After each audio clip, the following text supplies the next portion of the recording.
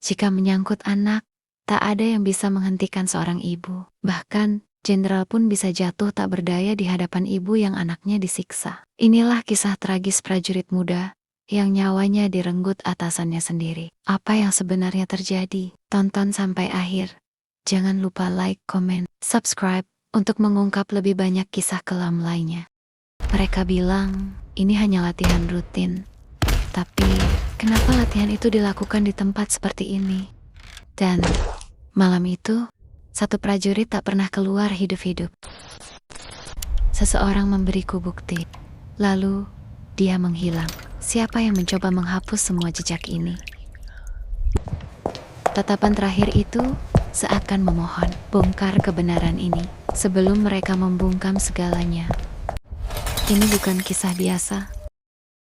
Kabut tipis masih bergelayut di atas jalanan basah. Lampu jalan mulai redup, digantikan semburat jingga dari matahari yang malu-malu muncul di balik gedung-gedung tua.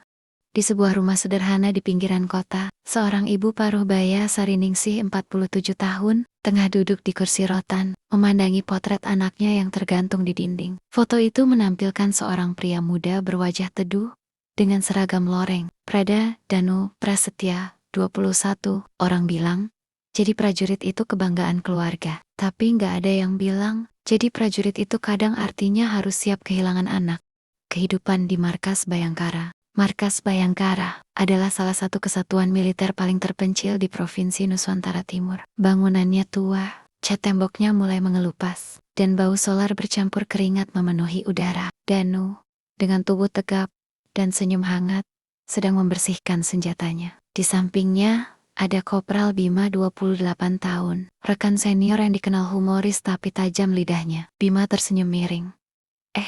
Danu, kalau senjata udah bersih gitu, hati juga harus bersih. Jangan kepikiran cewek mulu. Danu tertawa kecil.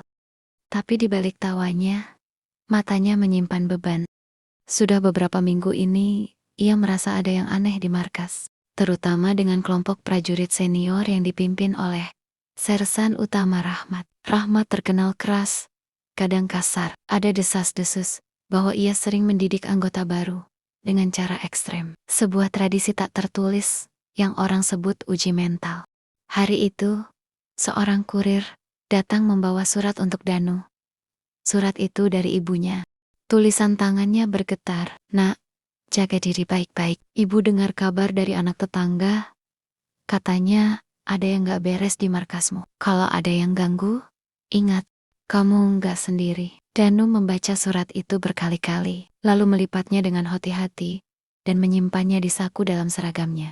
Lampu barak sudah dimatikan, suara jangkrik terdengar di luar, tapi tidur Danu terganggu oleh bisikan dan langkah kaki. Ia mengintip, melihat Rahmat dan dua prajurit senior lain, Praka Joni dan Prada Sugi, berdiri di pintu, menatap ke arah ranjangnya. Rahmat dengan suara rendah tapi tegas, besok, siap-siap, ada latihan khusus buat kamu. Kalimat itu bukan sekadar perintah, nada suaranya membawa ancaman. Hari masih gelap ketika Danu digiring ke lapangan belakang markas. Udara dingin menusuk tulang. Tidak ada perwira tinggi di sana.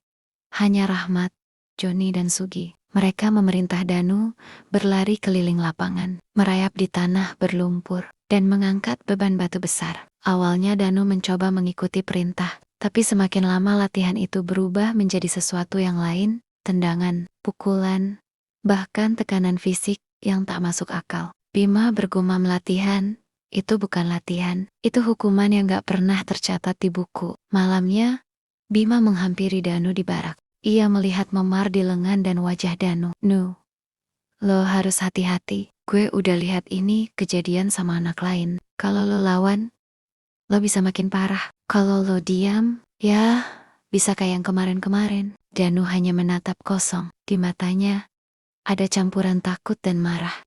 Di sela tugas jaga malam, Danu meminjam ponsel salah satu rekan untuk menelepon ibunya. Bu, kalau beberapa hari ke depan aku nggak bisa nelpon, jangan khawatir ya, aku baik-baik aja. Sari mencoba membalas, tapi sambungan telepon sudah terputus.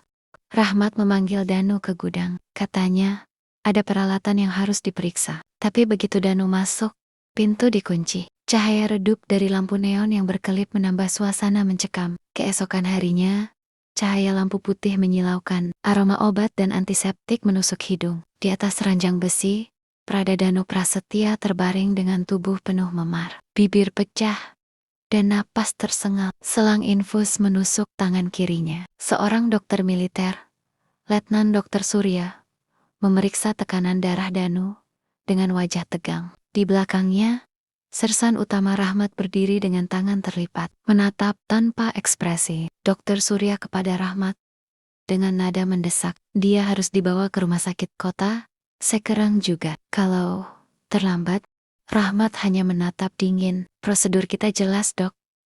Kita lapor dulu ke komandan. Telepon rumah berdering keras. Sari mengangkat dengan tergesa.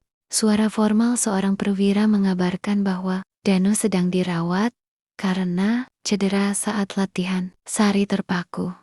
Lututnya lemas. Suara di telepon terdengar datar, seperti membaca teks hafalan. Tidak ada detail, tidak ada penjelasan yang memuaskan.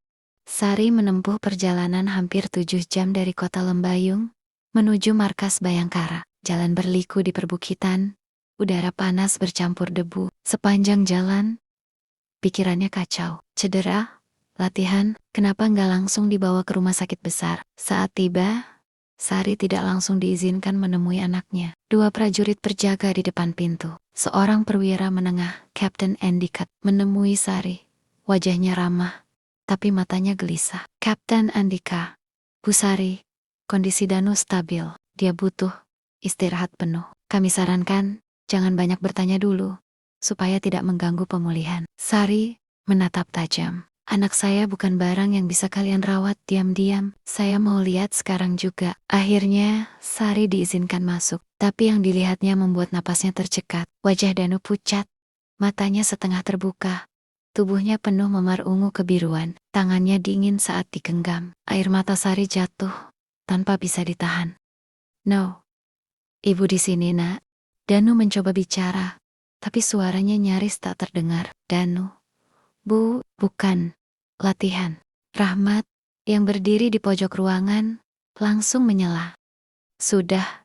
Cukup. Dia butuh istirahat. Di luar gerbang markas, seorang perempuan muda membawa kamera dan tas lempang. Maya Ardiansyah, 25. Wartawan lepas dari media investigasi Suara Independen. Dia mendapat informasi anonim bahwa ada prajurit muda yang babak belur akibat latihan misterius. Maya mencoba mengambil gambar markas dari jauh, tapi seorang prajurit mendekat, memintanya pergi. Dia mundur, tapi sempat memotret siluet seseorang di jendela klinik. Keesokan harinya, pernyataan resmi dari pihak markas keluar. Prada Danu Prasetya mengalami kecelakaan saat latihan fisik rutin. Tidak ada unsur kekerasan dari pihak manapun. Sari, yang membaca pernyataan itu di ponselnya, hampir membanting layar. Ia tahu kata-kata Danu semalam bukan kebohongan. Maya juga membaca rilis itu. Insting jurnalistiknya mengatakan, ada cerita yang disembunyikan. Maya nekat menyamar sebagai keluarga prajurit untuk masuk ke klinik. Di dalam, ia bertemu dengan Bima, yang diam-diam membisikkan, Bima, kalau kamu mau tahu yang sebenarnya, datang ke lapangan belakang markas, tengah malam nanti. Tapi jangan bilang siapa-siapa. Mata Maya membulat. Dia tahu, mulai detik ini, dirinya melangkah ke wilayah yang bisa membahayakan nyawanya. Malamnya cahaya bulan menyinari lapangan yang sepi. Di ujung, bayangan Bima muncul, menatap ke sekeliling, memastikan tak ada yang mengikuti. Maya menghampiri dengan langkah hati-hati. Bima menyerahkan sebuah flash disk kecil. Ini, rekaman CCTV, gudang. Jangan tanya, gimana gue dapatnya? Di sini, ada semua. Kalau ini bener, ini bisa ngehancurin karier banyak orang, atau ngehancurin nyawa gue. Maya menyalakan laptopnya. Di layar, rekaman CCTV bergoyang, tapi jelas terlihat. Gudang peralatan markas. Subuh, Danu masuk, lalu disusul Rahmat, Joni, dan Suki. Selama beberapa menit, terlihat mereka memukul, menendang, bahkan menyiramkan air dingin ke tubuh Danu yang terjatuh. Tidak ada tanda latihan di situ, hanya kekerasan murni. Maya menutup mulutnya. Air mata menetes. Ia tahu rekaman ini adalah kunci, tapi juga bom waktu.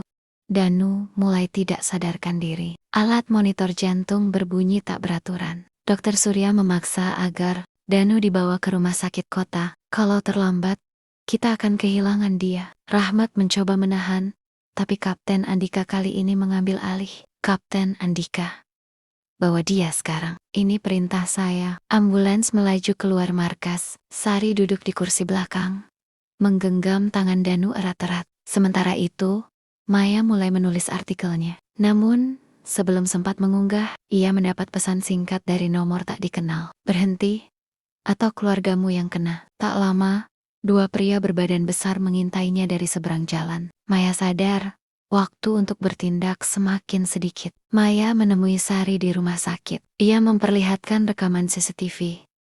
Sari terdiam lama lalu menangis. Kenapa mereka tega, nak? Danu itu cuma mau mengabdi. Maya memegang bahu Sari. Kita bisa bawa ini ke media besar. Kalau berita ini keluar, mereka nggak bisa diam. Namun, sebelum rencana jalan, Danu menghembuskan napas terakhir di ruang ICU.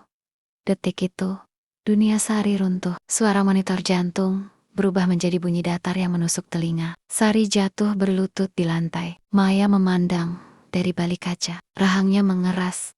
Kini ini bukan sekadar berita. Ini perang. 2 hari kemudian, portal berita nasional memuat headline besar. Rekaman CCTV ungkap kekerasan di markas Bayangkara. Prajurit muda tewas.